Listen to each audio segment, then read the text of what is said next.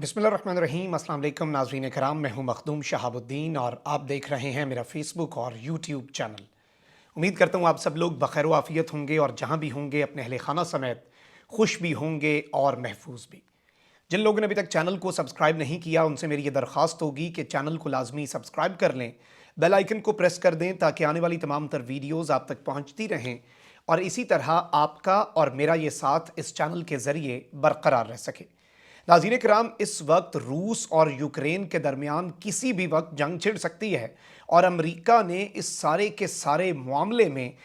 Date तक वाज़े कर दी है और आइंदा आने वाले 48 घंटे इस पूरे के पूरे सिनेरियो में काफ़ी ख़तरनाक भी साबित हो सकते हैं। लेकिन इस सब में जो सबसे इंपॉर्टेंट चीज़ है, मैं लेटेस्ट डेवलपमेंट्स भी आपके सामने रखूंगा, आपकी स्क्रीन पर भी चलवाई जाएंगी, लेकिन जो सबसे इंपॉर्टेंट फैक्टर है वो है इंडिया का, कि किस तरह से भारत इस वक्त बुरी तरह ट्रैप हो चुका है, भारत इस वक्त बुरी तरह फंस चुका है और भारत की फॉरेन पॉलिसी जो है वो एक ऐसे दौराहे पर आ चुकी है। इस यूक्रेन रूस तनाज़ा या फिर ये यूक्रेन के साथ क्या तनाज़ा है, रशिया वर्सेस दी वेस्ट जो तनाज़ा है, इसमें आगे कुआं पीछे खाई का जो मुहावरा है वो मुकम्मल तौर पर इन पर इस वक्त फिट आ रहा है। ये क्यों आ रहा है, इस हवाले से बहुत इंपॉर्टेंट डिटेल्स हैं जो मैं आपके सामने रखूंगा और पाकिस्तान के लिए क्यों एक बहुत बड़ी अपॉर्चुनिटी है, पाकिस्तान के लिए क्यों एक बिल्कुल खुला मैदान है और एक बड़ी ही आसान सी बॉल है जिस पर आराम से पाकिस्तान ना सिर्फ छक्का मार सकता है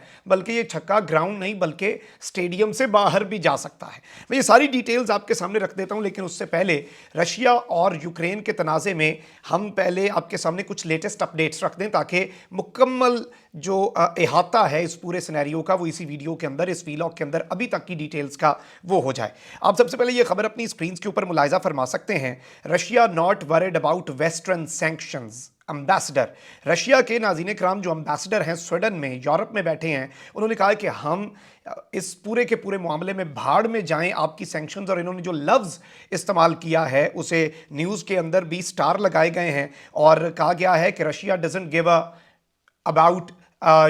the Western sanctions. New sanctions are nothing positive, but not as bad as the West makes it sound. उन्होंने कहा कि ये नई पाबंदियां जो लगाएंगे ये कोई बहुत अच्छी चीज़ तो नहीं है और जाहिर बात है उसका नुकसान तो होगा, लेकिन इतना भी नुकसान नहीं होगा जितना ये इन्होंने ढिंढोरा पीटा हुआ है, इनके हाथ में अब कुछ नहीं रहा। दूसरी जानिब आप ये एक और खबर भी देख लें, सेक्रेटरी ऑफ स्टेट ब्लिंकन जो है उनकी तरफ से, US says diplomacy still open to end Ukraine standoff with Russia. और बाइडन के साथ जो पुतिन की 1 घंटे की टेलीफोनिक गुफ्तगू नाकाम हुई, उसके बाद अब ये कह रहे हैं कि हम रशिया से दरख्वास्त करते हैं कि डी एस्केलेशन की तरफ आए और इस वक्त भी मामला डिप्लोमेसी के जरिए हल किए जा सकते हैं। लेकिन इस वक्त अमेरिका को यह लग रहा है कि रशिया एक प्रीटेक्स्ट बनाएगा, एक फॉल्स फ्लैग का बहाना बनाएगा और रशियन फोर्सेस पर किसी किस्म का कोई अटैक होगा जिसके नतीजे में वो 1-1.5 दिन में पूरा यूक्रेन जो है उसे अनेक्स कर लेंगे, रूस का हिस्सा बना लेंगे, उस पर कब्जा कर लेंगे। आप ये खबर देख भी सकते हैं, ये रॉयटर्स के थ्रू आई है। US says Russia may create pretext to attack Ukraine, यानी कि अमेरिका ने कह दिया है कि रूस कोई ना कोई इस तरह का माहौल बनाएगा और उसे बहाना बनाकर इंटरनेशनली अपना फेस सेविंग के लिए भी। इस सब में अब जो मामलात हो रहे हैं वो ये हैं कि रूसी वजीर खारजा सरगेई लारोव ने अमेरिका के प्रोपेगेंडे को रिजेक्ट किया है कि बाइडन से कॉल के बाद इन्होंने अजीब सा ही आसमान सर पे उठा लिया। आप ये देख भी सकते हैं, Ukraine crisis, Lavrov's accuses US of propaganda against Russia in call with Blinken. और इस सब के अंदर सरगेई लारोव जो हैं उनकी टेलीफोनिक गुफ्तगू हुई है एंटनी ब्लिंकन से, जो कि अमेरिका के सेक्रेटरी ऑफ द स्टेट हैं, वजीर खारजा हैं, और उन्होंने बताया कि ये जो आप प्रोपेगेंडा करें ये अच्छा नहीं है। अब अमेरिका की एक रिपोर्ट जो है वो लीक हुई है और ये रिपोर्ट क्या कहती है, ये बड़ी ही अलार्मिंग है। आप देख सकते हैं ये अपनी स्क्रीन के ऊपर भी, बाइडन टेल्स एलाइज रशिया में अटैक यूक्रेन ऑन February 16। और ये एक पेपर जारी हुआ है जिसके मुताबिक बाइडन ने अपने तमाम तर एलाइज को, इत्तहादियों को, जिसमें नाटो के ममालिक भी हैं, बरतानिया, यूरोप, तमाम तर अहम ममालिक हैं, उन्हें बताया है कि देखें जी हमारी इंटेलिजेंस ये कह रही है कि 16 फरवरी का जो दिन है, आज 14 फरवरी हो चुकी है, 48 घंटे के अंदर अंदर अमेरिका का ये मानना है कि रशिया अटैक कर देगा यूक्रेन को, और ये पहले ही रिपोर्टें दे चुके हैं कि उन्हें तकरीबन 1.5 या मैक्सिमम 2 दिन 48 घंटे लगेंगे। और इस सब के अंदर कहा क्या गया है, the US leader told his counterparts that in US opinion the invasion could be preceded by missile strikes and cyber attacks. यानी कि ये जो इन्वेजन है, रूस अपनी फौजें घुसाएगा, उसके बाद मिसाइल्स होंगे और साइबर अटैक होंगे। यानी कि रूस के हैकर्स ने मुकम्मल तैयारी कर ली है, गवर्नमेंट का सिस्टम, बैंक, हर चीज़ हैक हो जाएगी, वो कंट्रोल में रूस के चली जाएगी। और आपको पता है आजकल वैसे ही दुनिया सारी डिजिटल हो चुकी है। अब इस सारे के सारे मामले में नाज़रीन कराम कुछ बड़ी इंपॉर्टेंट चीज़ें हैं जिन्हें आपने समझना है, और मैं आपको ये बता दूं भारत इस वक्त किस तरह फंस चुका है। सबसे पहले आप ये समझें कि प्राइम मिनिस्टर इमरान खान का जो रूस का दौरा है, जो कि फरवरी के महीने में ही होने वाला है, ये बड़ा अहम दौरा है। एक तो इस दौरे की टाइमिंग, रशिया और वेस्ट बिल्कुल एक दूसरे के आमने सामने आ चुके हैं, और इसी दौरान इमरान खान वेस्ट को एक बड़ा ही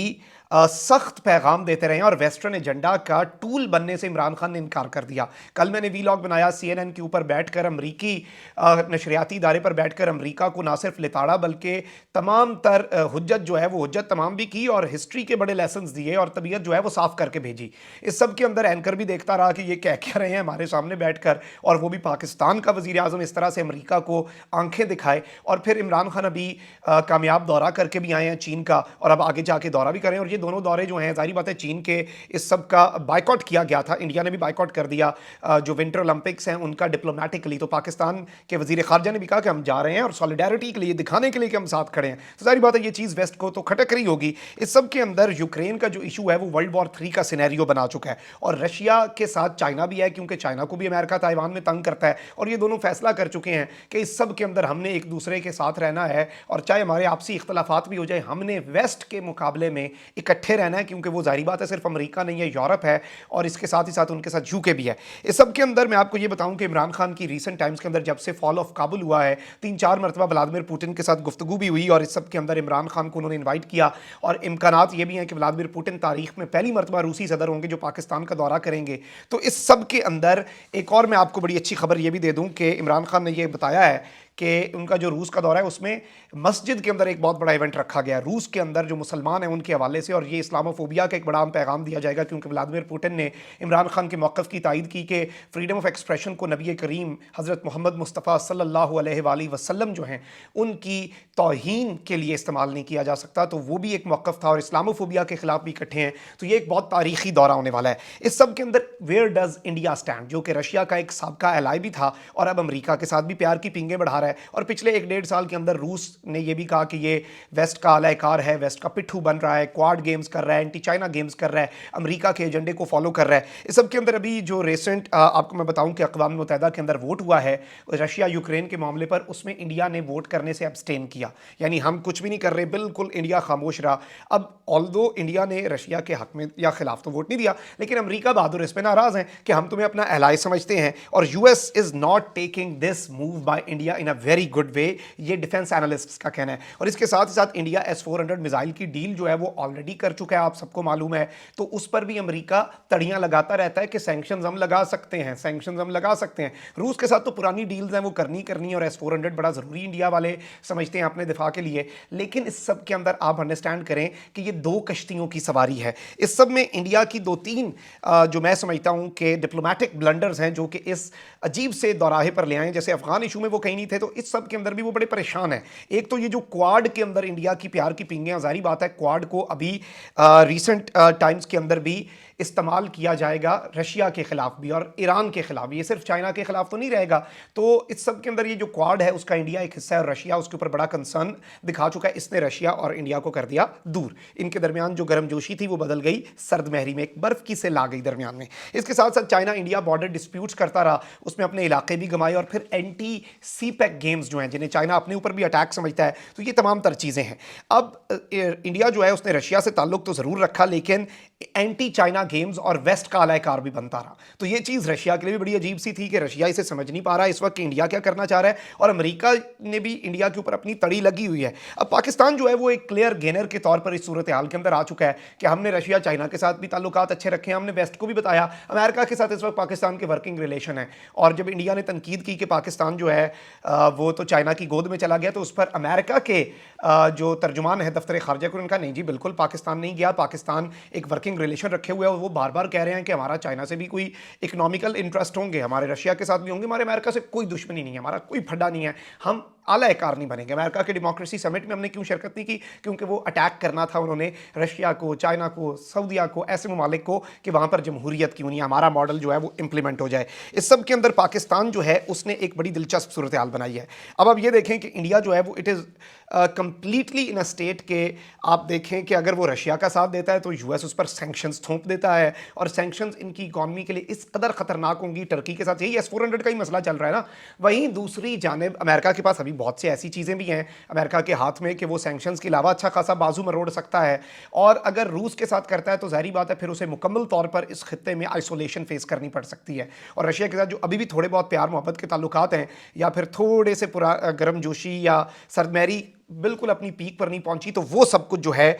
वो इनके लिए तो इस वक्त बिल्कुल ट्रैप्ड हैं ये, और यूक्रेन के मामले पर भी एक क्लियर पोजीशन नहीं ले पा रहे। जाहिर बात है इस सब के अंदर इंडिया को अगर पोजीशन लेनी पड़ती है, या तो वो कंप्लीटली वेस्ट में जाएगा, उस सूरत में रशिया नाराज होता है, और अगर रशिया के साथ आता है तो फिर साथ चाइना तो साथ उसी डील में आएगा, पाकिस्तान तो उसी डील में आएगा, जो कि इंडिया के लिए कंप्लीटली इंपॉसिबल है। और इस खत्ते में सर्वाइव करना है तो वेस्ट से भी गाड़नी पड़ रही है, वेस्ट में सर्वाइव करना है तो इस खत्ते में रहना तो इधर है, इंडिया पूरा उठा के अमेरिका या यूरोप में तो लेके जा नहीं सकते। तो ये एक बड़ी अजीब सी इनके लिए सूरत हाल बन चुकी है इस पूरे के पूरे मामले में, जबकि अपीरेंटली ऐसे ही लग रहा है पाकिस्तान के लिए विन विन सिचुएशन है। कमेंट सेक्शन में राय का इज़हार जरूर कीजिएगा, चैनल को सब्सक्राइब कर लें, बेल आइकन को प्रेस कर दें, अपना बहुत ज़्यादा ख्याल रखें, अपने इर्द गिर्द लोगों का भी, रेस मुल्क पाकिस्तान का भी। अल्लाह ताला पाकिस्तान को सलामत रखे, अल्लाह ताला पाकिस्तान को ता क़यामत रखे, अल्लाह निगहबान, पाकिस्तान जिंदाबाद।